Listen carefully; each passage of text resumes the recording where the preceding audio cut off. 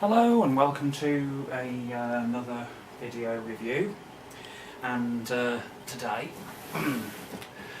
what we're going to do, I brought this machine down out of the loft because it hadn't been done for some time. I remember doing a review of this machine back in 2014, I think it was, when I first bought it. And at the time I did that, I hadn't really used the machine very much, so I wasn't really in much of a position to be able to do a very good review of it back then. There's another one that I need to do as well, which was the Vax Zen, and I also need to revisit the Air 3, the Agile machine up there as well, which I need to bring down and do another review of, because there were some issues that came to light with that machine since the first time I looked at it. I mean, it's one thing to do a review of a machine when you first have it, but then it helps to do another one a little while down the line once you've used them for a while and can talk about issues that have come to light with it. And with Vax machines there have been quite a few issues with their machines. So the machine's still in the box, as I say. It has been opened before and used, but this is how I store some of the cylinders upstairs, and it keeps them in good condition while they're stored up in the loft. But it's more useful to keep these in the boxes than it is for the uprights. It's obviously they have to be stripped back down again and put in boxes, so I just leave those as they are, but the cylinders I put away in the boxes. So it's not really another unboxing of a brand new cleaner, because I can't afford to keep doing unboxings of brand new cleaners. I know Roger can, he brings a lot of new unboxings out, but I'm afraid on this channel I can't do that. So it's just a case sometimes of having to revisit some old machines again and re-review them. So what I shall do, I shall just quickly get the stuff out of the box, and we'll have a quick look at it as I get it out. We'll put the machine together and then have a look at it and then discuss what issues and performance issues there have been with it, and then we might have a quick push round on this carpet with it just to show it working. Okay, so this is the Vax Power 6 PET. Let me just turn that camera around again, because I think it might be pointing just a little bit too far to the one side. There we go, I think that's a bit better. With these cylinders I'm always closest to the floor, so I need to angle the camera down a bit. Right, so let's open the box then. I mean, this was a fairly feature-packed machine for the money it cost, if I remember rightly.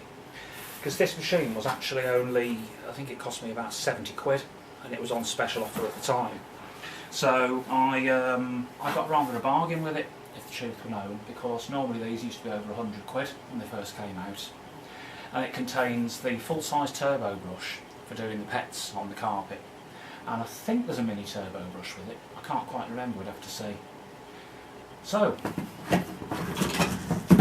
here's the hose that we got with it, and it's a fairly long hose on this machine. I mean, this is comparable to a pneumatic length of hose, and I would have said it was more like over 2 metres long, but there are issues with that which we'll be going into. This is the floor tool, the straight suction floor tool, and quite honestly it's not very wonderful on this machine, and again there were issues with it which I will be discussing once we've put the machine together. We'll put that down here. That's the full-size turbo brush. Now, it was actually very good that a machine comes with one of these at that price, and this tended to be the floor head that I would have used more at the time than that one down there, because that really wasn't very good, the straight suction head. So that was the turbo brush there for use on carpet. Here we've got the extendable wand. That's a stainless steel wand. It's fairly heavy, but it's stayed nice and shiny over the years, because I think this machine is something like 4 or 5 years old now. So that's that. Just fold that back up. We'll assemble the machine in a minute. We've got the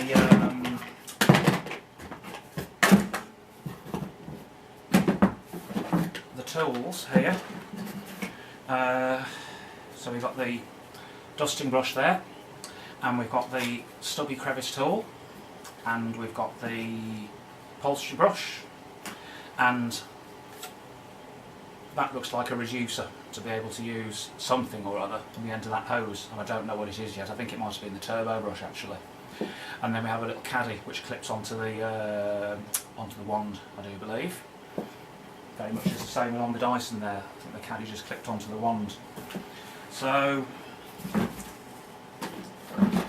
now we've got the mini turbo brush there as well. So you've got a mini turbo brush and a full-size turbo brush with this, because it was the Power 6 PET.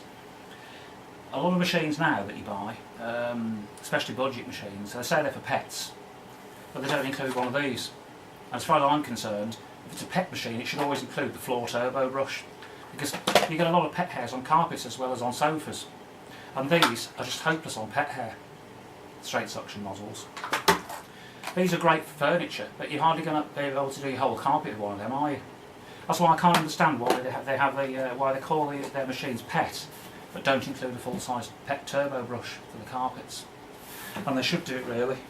So now we've got the actual main unit itself, which was again a pretty popular machine back in the day. And I don't know how many of these are left working now. I would imagine most of them are all blown up by now and burnt the motors out, because most people would not have maintained them as they should have been maintained. And the amount of reviews I read on Argos and other websites about these things overheating and constantly cutting out all the time, and the red light coming on for the blockages, and all people used to do was to turn the power up to maximum and then overheat the motor and burn it out. So they didn't really last very long, these machines didn't. And I don't think they come up very often on eBay even now. They might do, but if you see one, then this review might be helpful. But effectively we're looking at an older machine now on this review. We're sort of having a re-review and a look back at it. So that was all that came in the box effectively.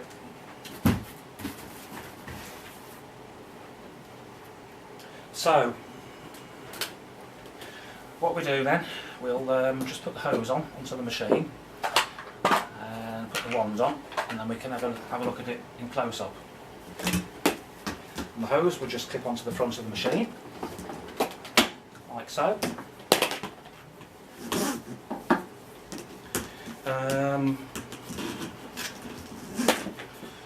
The wand was not a click fit like on a Miele, so you would have to have your best guess as to how to line that up properly. I would normally have the control on the front of there. So you line that up to your suction relief valve there, push it on quite firmly, because obviously there was no button click fit. And then you could put your tool on the end, like so. So there we have it. That would now be assembled ready for use on carpets with the turbo brush on the end. And I think what we could do was to put well, how would these go on? Would it go on down here? Seems strange the way that works. I don't think it goes on there, does it? I can't remember how this went on now, whether I even bothered having it on. I think it might have had to have gone on down the bottom. Just seemed a little bit strange, having it so low down the wand. So you could have those on like that, but I think the issue with that caddy was that the tools weren't on very securely on here, and they tended to drop off very easily. So it wasn't really a terribly good caddy. This wasn't, and I think as you were using it, the tools just wouldn't stay on. So you knock something and it would drop straight off. So I mean, I think that caddy was pretty much a dead loss, to be honest. It's just another example of Vax quality there. They design a caddy basically to hold the tools, but it doesn't hold them because the tools don't fit tightly enough onto it. They just drop straight off.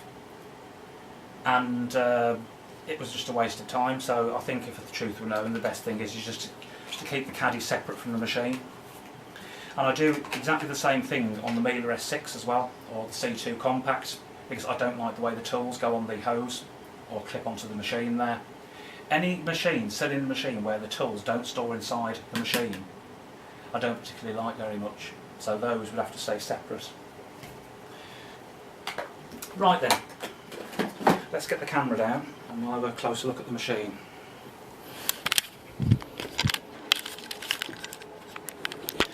So, the Power 6 PET. This was a budget machine, as I've just said, and these were very popular back in the day. They were sold in the Argos book, and they had a lot of reviews done because a lot of people bought them, and there were a fair few complaints about the machine blocking up and overheating. It was one of the highest amounts of complaints, really, is that people were saying they forever got blocked up.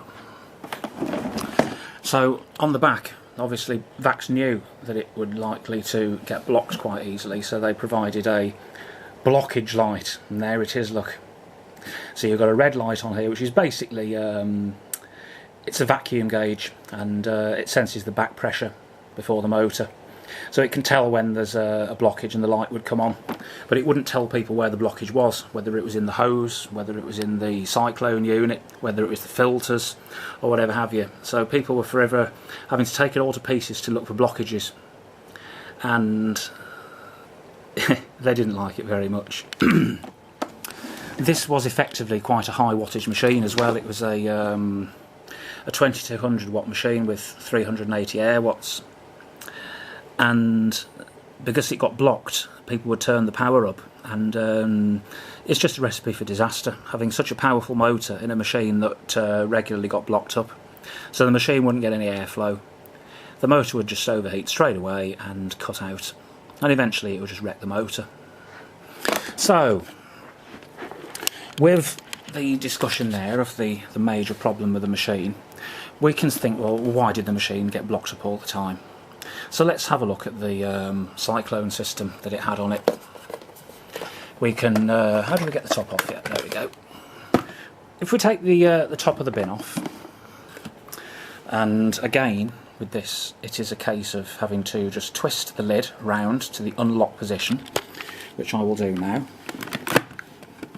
Lift the lid off the top, and then you would see the pre-motor filter. This is a very, very popular and common type of separator that Vax used back in those days, and this design has been used by other manufacturers. In fact, something very, very similar is used by Shark in this day and age, which basically you have a pre-separator Cyclone effectively inside the middle, and the dirt is drawn into the bin through that hole, and it goes into that red pipe inside there, and it spins round inside that central Cyclone in that separate separation chamber inside with the red one.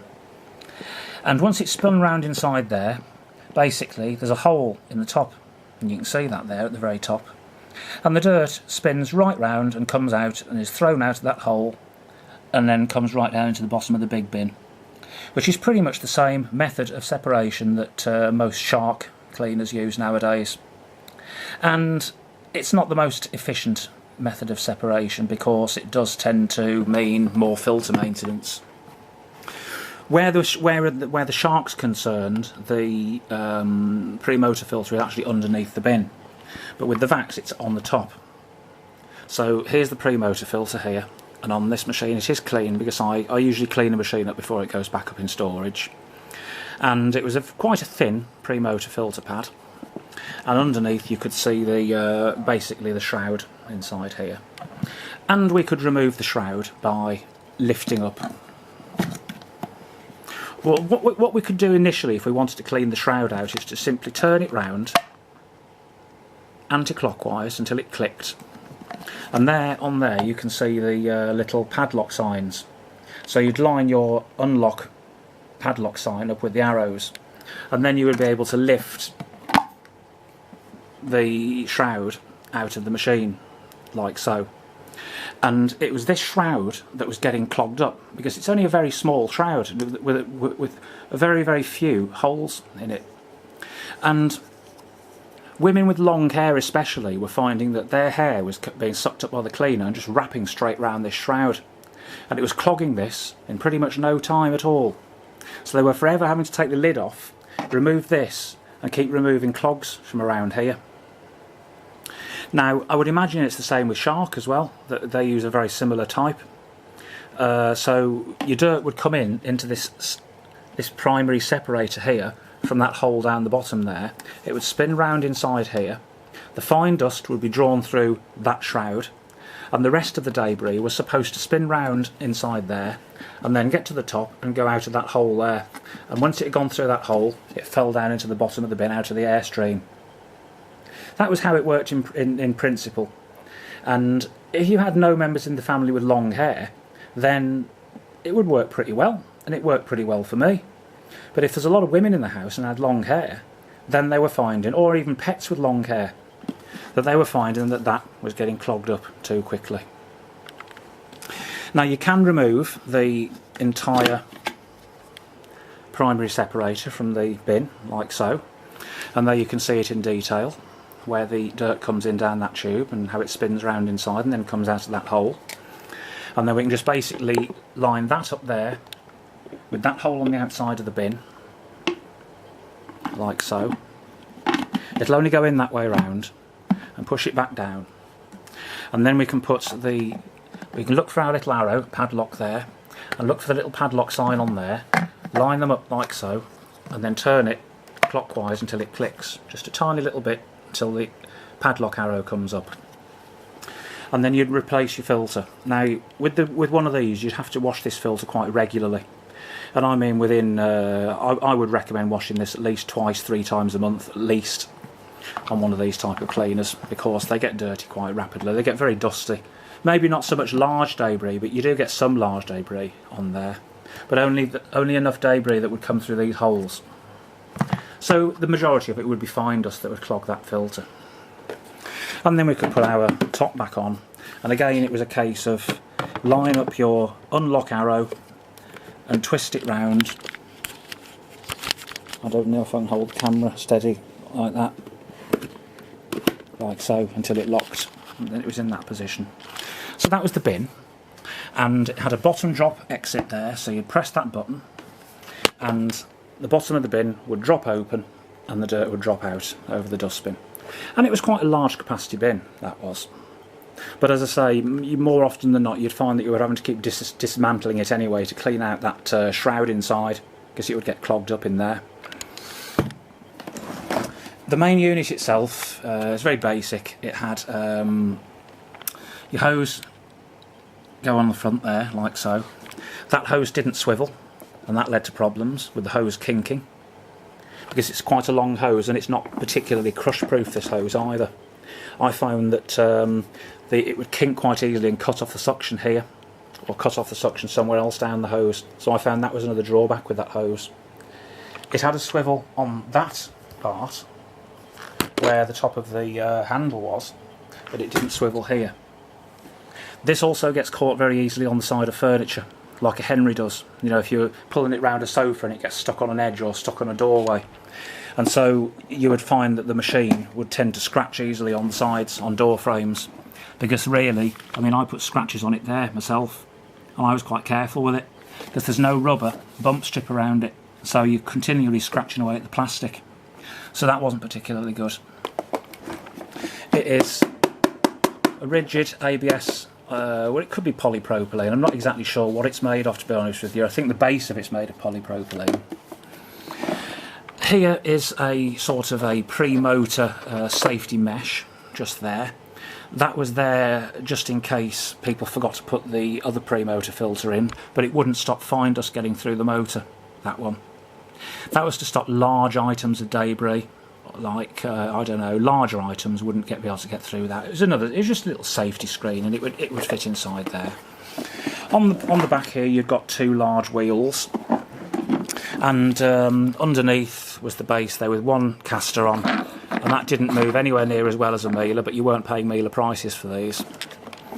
Here's the stock label.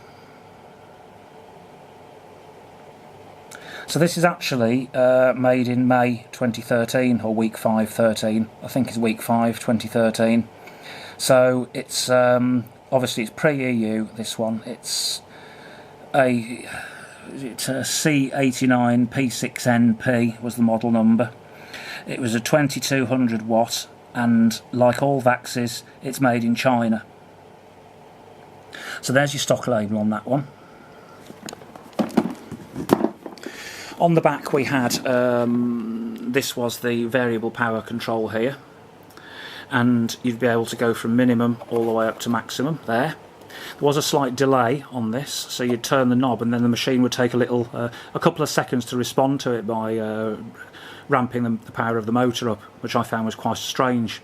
As soon as you turn it down, it wouldn't go down straight away. There'd be a slight delay before it would turn itself down, like a bit of a slow start.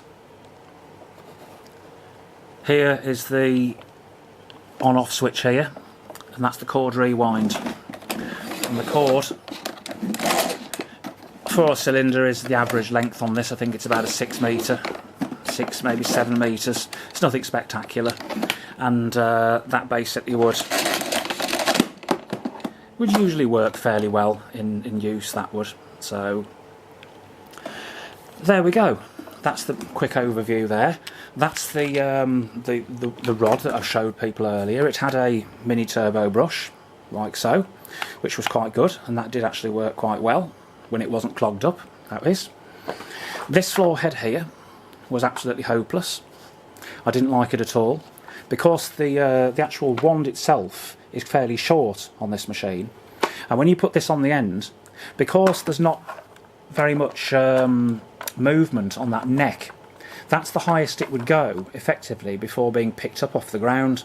So anybody tall would tend to be trying to move it like this, and it would just dig into the carpet. So I find that a bit of a handicap.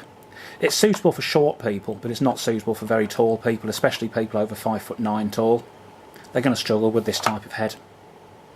So the best sort of head really was this, which was the turbo brush head, and I mean that had a nice little mini brush roll inside here, and it would work okay. It would get the pet hairs off the carpet and get the dust up. Had a little blockage port inside the bottom there you could snap off to get blockages out. 2 wheels on the back and 2 roller wheels on the front. And we'll just show that working now, because I'm going to plug it in and we'll have a little go round with it. Okay, so I'll put the camera back over onto the top of here, and we'll push this box out of the way. I'm not doing a full room clean with it. We'll just have a little go around in the back room so that you can hear how it works, because there's only short little look back reviews on these where I highlight the problems with the machines. And so far, I mean, it's had a few gripes basically that people found problems with, and it was mainly down to the separation, the length of the tube. The rod was rather short, let's put it that way. So I found it okay with the turbo brush on, so let's give it a push round. And that reducer, by the way, would go on the end of the hose there, and that was for the turbo brush, so you could use the turbo brush on the end, because that wouldn't fit directly on the hose, on the handle. Okay? So, I'm not doing the chair with the turbo brush today, because I'm saving up the pet hairs, because I'm testing out the 2 Dysons down here. They're the ones that are doing the cleans in the front part of the room at the moment, but I'm using the new tangle-free turbine tool with the Dyson, so I leave this chair to build up a bit to give that a good test. But we'll turn this on and we'll listen to it work for a few minutes.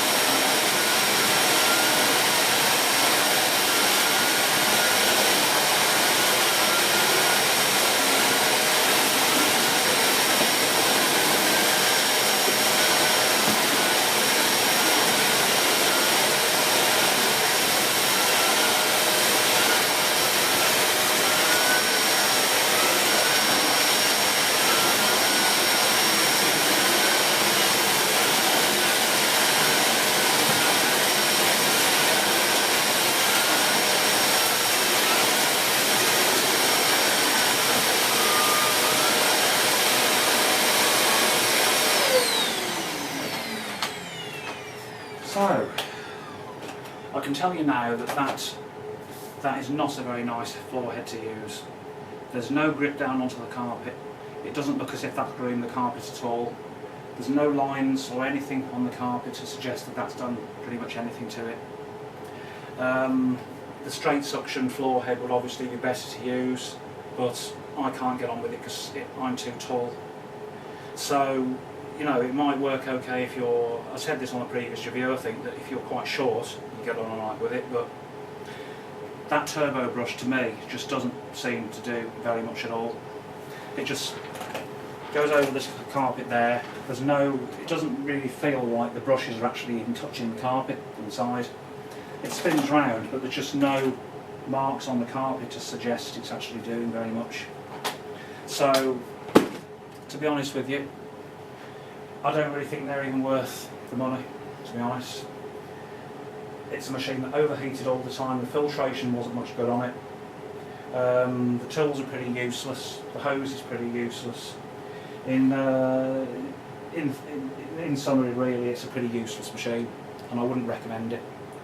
If you see one on eBay, I'd give it a miss, to be honest. No matter, you know, you've got a fair bit with it, but it doesn't matter what you get with it. If it's no good, if it's useless, then the machine isn't worth the money. And the Vax Power 6 PET, I'm afraid it is a thumbs down from me, this one. Forget it, it's a waste of money. So there we go. The next one I'll be doing will be the Mac Zen, okay? And then we'll have another look at the Mac 3. No, it won't. We'll have a look at the Air 3, sorry. The Air 3 Agile, because that one had problems as well, and I need to highlight what those problems are, because that machine you need to give a miss to as well. I'm afraid that'll be going back in its box and going back in the loft as being a dead loss machine. Okay, until the next time, I'll see you again soon.